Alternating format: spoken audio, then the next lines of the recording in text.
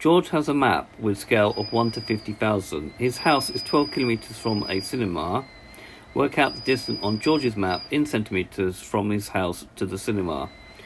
Mary has a map with a scale of 1 to n. Her house is 9.8 kilometers from the cinema. On Mary's map, the distance from her house to the cinema is 24.5 centimeters. Work out the value of n. Okay, the first thing to realise that map scales are given in centimetres. Hence, 1 to 50,000 means that 1 centimetre on the map represents 50,000 centimetres in actual length. What would be better for us is what does 1 centimetre represent in kilometres.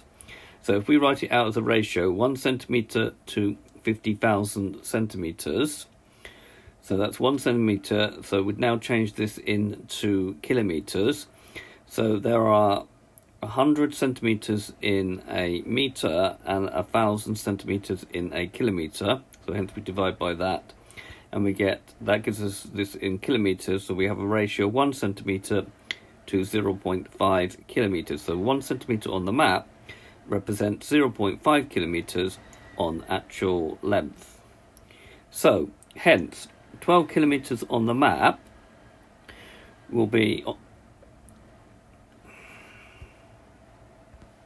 represented by 12 divided by 0.5, which gives me 24 centimetres.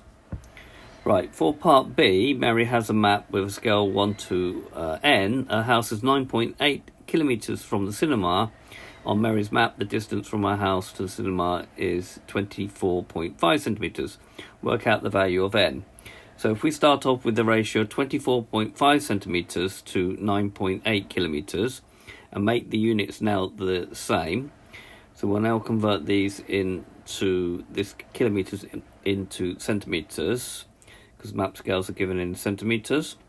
So we have 24.5, that's 9.8 times 1,000 metres in each kilometre and 100 centimetres in each metre.